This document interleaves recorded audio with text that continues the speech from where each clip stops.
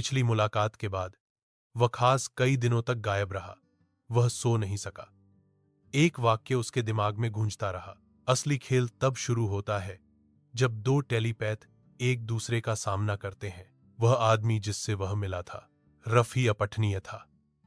वकास न केवल रफी के विचारों को नहीं सुन सका, बल्कि रफी ने वकास की सबसे गहरी यादों को छुआ था। वे यादें जिन्हें वकास ने खुद ही बंद कर दिया था। वकास ने एक फैसला किया, या तो मैं हार मान लूंगा, रफी को खाओ, या मैं हमेशा के लिए अपनी शक्ति खो दूंगा। एक रात वकास चुपके से रफी के निवास पर पहुंचा। उसका दिमाग सिर्फ एक योजना पर केंद्रित था, एक मानसिक हमला। उसने अपनी आंखें बंद की और अपनी सारी ऊर्जा को केंद्रित किया वार्ड रफी। अचानक एक ओरदार धमाका हुआ, लेकिन बाहर नहीं, उसके अपने ही सिर के अंदर।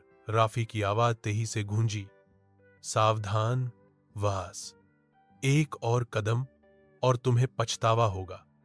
वास हांफते हुए पीछे लखाया। तुम पहले से ही जानते थे?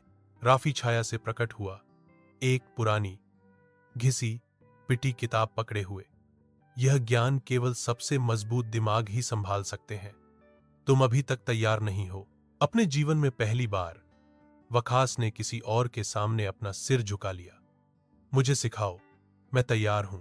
रफी ने किताब वकास के हाथों में रखी और धीरे से कहा, तो इसे याद रखना वकास, जब तुम दूसरों की मी पढ़ना शुरू करोगे, एनडीएस, पहले अपने मन की रक्षा करें।